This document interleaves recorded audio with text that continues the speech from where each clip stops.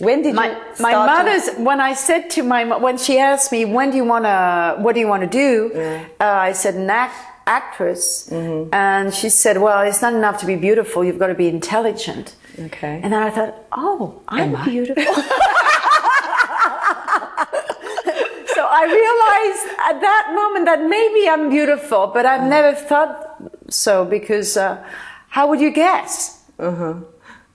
I guess so. I think every teenage girl, even my young daughter at the age of 8, keeps asking me, Mom, am I beautiful or not? Of course, my answer is always like, you are one of the most beautiful kids in the world. But it's about the self-questioning that goes through all your teenage years. I think it's the same case for almost everyone.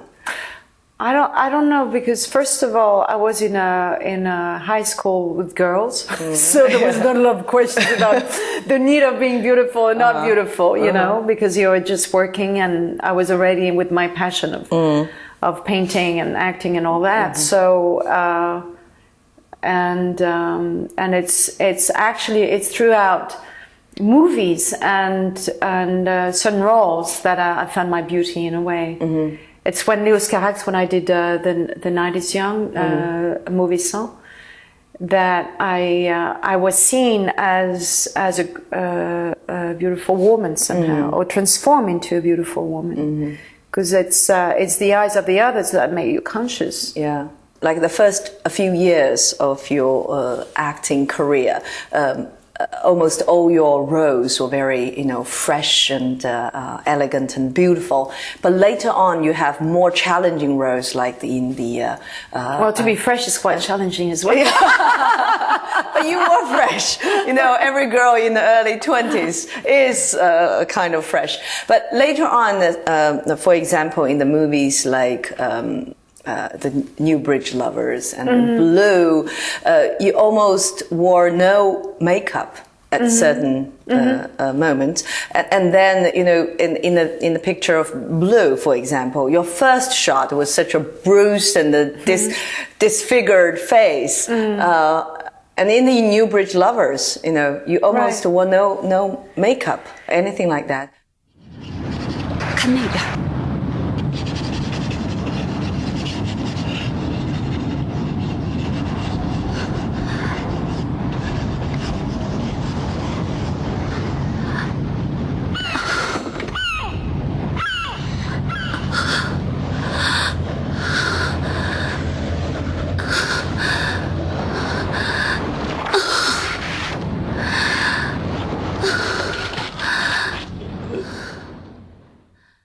So it was actually, I was painting my face with aquarelle myself to destroy, to make a little red. The redness of the roughness of the weather and the malnutrition, whatever the reasons. So at that time, I think probably you had a different interpretation of beauty, right?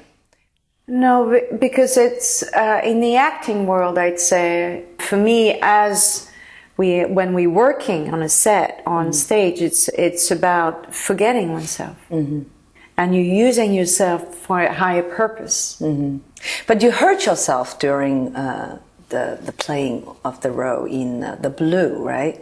Yeah. You even scratched the walls with your bare fingers.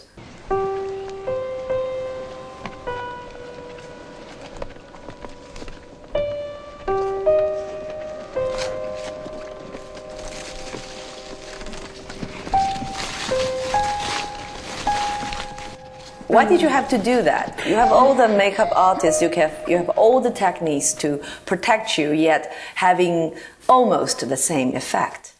What happened is that, no, there was a protection that was provided on the set, but it just happened it didn't work. And we couldn't come back on that place to shoot, so I proposed Christophe to do it for real. And then he said, no way. He got so enraged. It's the first time and the only time I saw him so angry. Because there's no way you're going to hurt yourself for a movie, blah, blah, blah, blah. And I was kind of used to, throw myself, out, for any kind of creative purpose. I realized after it was, you have to make choices, you know, and life is more important, and you've got to protect your body. But there was a part of me that was ready to sacrifice myself. It was kind of idealistic kind of way of dealing with myself and art somehow. So anyway, because we didn't have lots of time and all that, I did it, and it's true that it hurt, but at the same time, what can I say? What did happen to your hands after the scene? Oh, it took 6 months to cure. 除了不惜丑化自己的形象，伤害自己的身体，比诺什为艺术牺牲的意愿也表现在他对待裸戏的态度上。在他20岁时主演的第一部电影《激情蜜约》里，他就曾全裸演出，而在他此后多部电影里，他都有尺度大胆的表演。But do you bargain it with the directors? Like, can I expose less? And can you work with your shots and so that I can be more protected in certain ways? No. For me, when I started on the Rendezvous, for example, doing those nude scenes, for me, there was no question. I was just throwing myself into it and just giving myself like open arms and saying, I want to tell this story. I'm taking the risk of my life, but I have to do it. Sometimes in films, like in Blue, for example, Krzysztof Kieslowski, he asked me to, there was a scene where it was a couple who was naked in the apartment, walking the apartment naked. And I said to him, why do I need to be naked in that moment? I don't understand. I'm alone. Why do you need to see that? And he said, well, I've been and say, oh, there's not a good reason for me. Not convincing enough. But then I said to him, do you know how many questions I get with journalists about naked scenes? How do I have to deal with it? That most of my interviews are about that.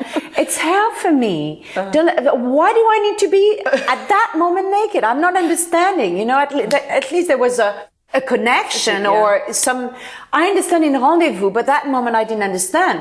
And then he changed his mind and said, yeah, you're right. And then there's no naked scene. At the same time, you've got to be cautious that it belongs to the story and it's not a producer's aim for selling the movie. It's not a director's craziness or, you know, a sickness, but so it's a very special equilibrium you've got to be responsible for. 虽然朱丽叶·比诺什与导演基耶洛夫斯基在裸戏上有些小小的争论，但这一点也不妨碍他对这位导演的尊敬和喜爱。实际上，他对每一位合作过的导演都心存感激。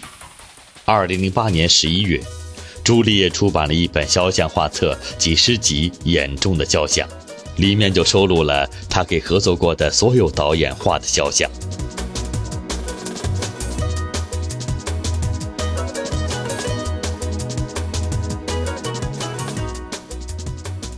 Because I haven't seen this portrait book yet, but I don't know how many portraits of directors have you put there? 34. 34 portraits of directors and 34 self-portraits. Self-portraits of the different roles, right? You must have hated this man No, I loved him. It was Kieslowski.